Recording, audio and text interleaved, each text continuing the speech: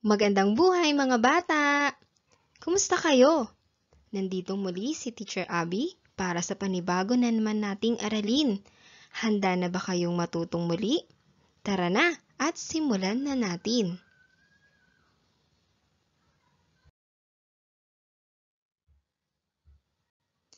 Tayo ngayon ay nasa Quarter 4, Week 6. Ang aralin natin ngayon ay magbilang tayo. Simulan na nga natin ang pagbibilang. 1, 2, 3, 4, 5, 6, 7, 8, 8, 9, at 10. Magaling mga bata!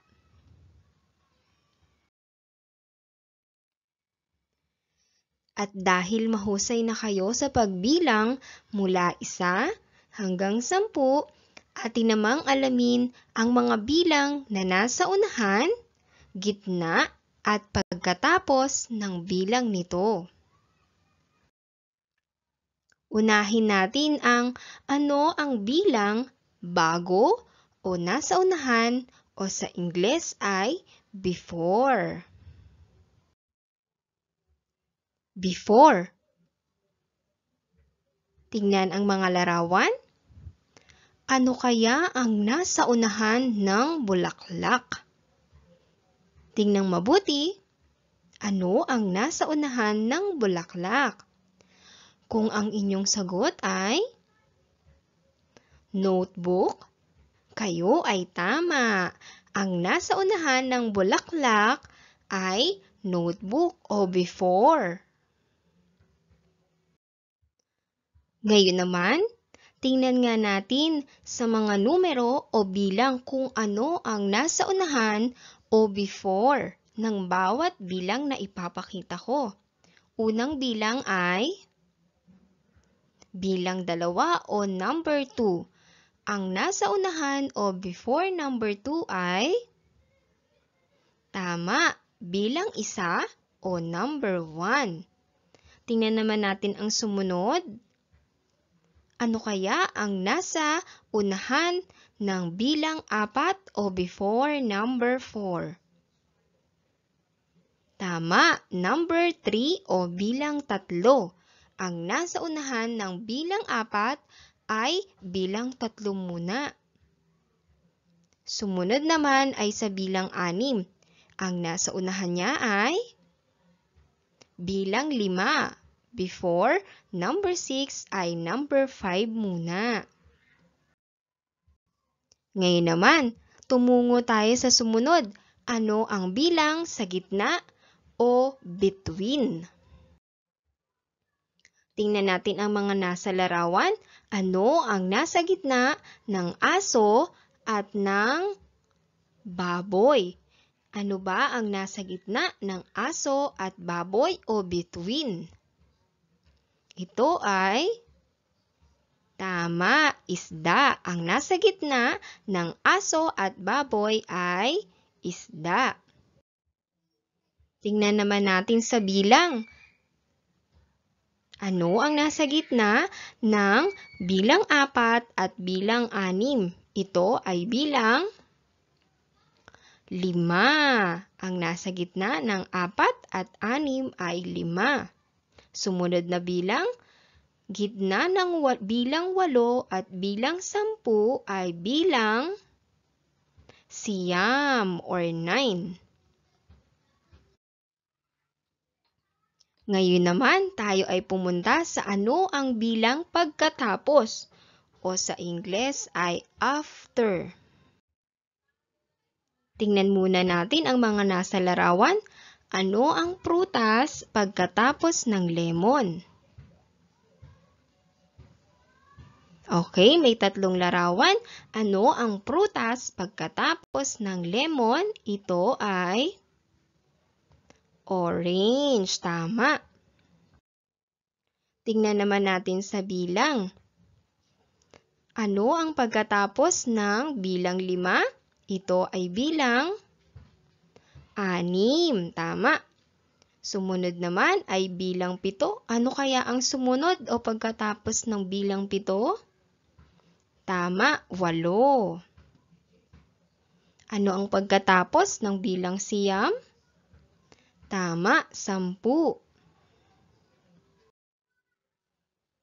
At ngayon, para sa ating pagsasanay, sabihin kung ano ang tamang bilang na hinihingi. Kung ito ba ay before o bago, between o gitna, at after pagkatapos. Unahin natin sa before o bago. Ano ang bago magbilang 5? Ito ay bilang tama, 4. Sumunod naman, ano ang bilang bago magsiyam? Kung ang iyong sagot ay 8, ikaw ay tama. Para sa between o nasa gitna, ano ang gitna ng 1 at 3? Kung ang inyong sagot ay bilang 2, kayo ay tama. Ano ang gitna ng bilang 6 at 8? Tama, bilang 7. At para sa huli o pagkatapos, ano ang pagkatapos ng bilang 5? Kung ang inyong sagot ay bilang 6, kayo ay tama. Ano ang pagkatapos ng bilang 9 or 9? Tama, 10. Tama ba lahat ang inyong mga naging sagot, mga bata? Mahusay, mga bata! At ngayon naman, sagutan natin ito. Mula sa inyong pivot, isulat sapat lang ang tamang bilang na hinihingi. Sa unang column, ano ang mga bilang bago o before? Sa ikalawa namang column, ano ang bilang na nasa gitna? At ang ikatlong column, ano ang bilang pagkatapos?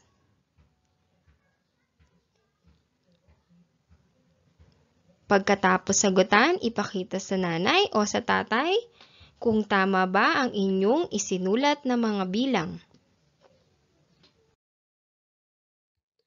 Great job, mga bata!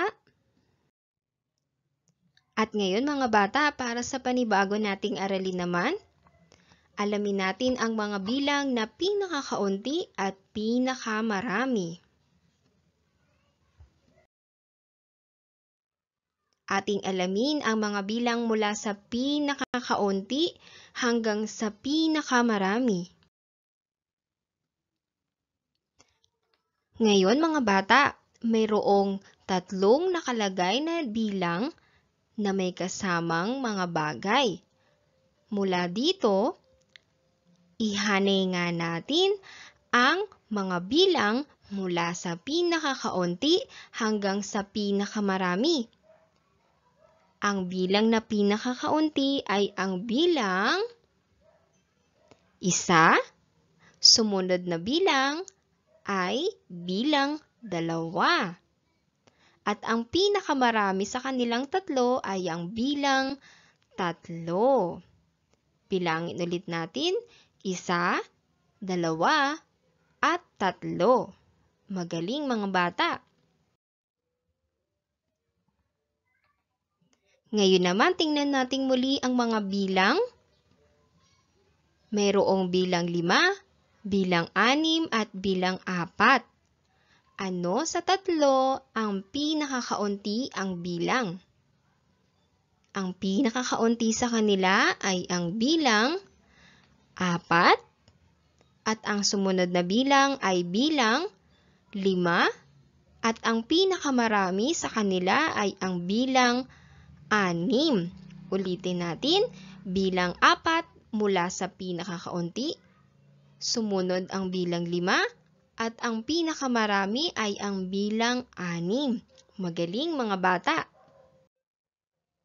Para sa sumunod, mayroong bilang 7, bilang siyam at bilang 8. Ayusin ulit natin mula sa pinakakaunti hanggang sa pinakamarami.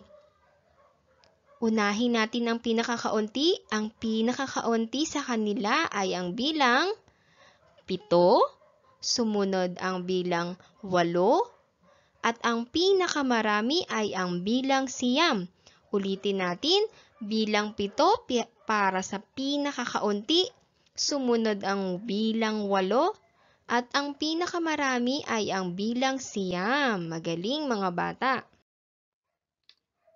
At ngayon para sa pagsasanay, sabihin lamang ang check kung tama at X naman kung mali ang pagkakasunod-sunod ng mga bilang mula sa pinakakaunti hanggang sa pinakamarami. Simulan na natin.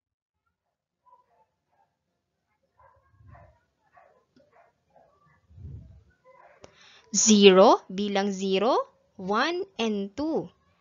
Tama ba ang pagkakaayos nila mula sa pinakakaunti hanggang sa pinakamarami? Kung ang inyong sagot ay check, tama kayo. Sumunod na bilang 7, 6, at 5. Ito ba ay nakaayos mula sa pinakakaunti hanggang sa pinakamarami? Kung ang inyong sagot ay X, tama kayo. Dahil ang tamang pagkakaayos ay mula bilang 5, 6, at 7. Sumunod naman, bilang 3, 5, at 4. Nakaayos ba ito mula sa pinakakaunti hanggang sa pinakamarami? Kung ang inyong sagot ay X, tama kayo. Dahil ang tamang pagkakaayos ay bilang 3, 4, at 5 dapat. Sumunod na bilang 8, 9, at 10. Ito ba ay nakaayos? Kung ang inyong sagot ay check, tama kayo. Mahusay mga bata!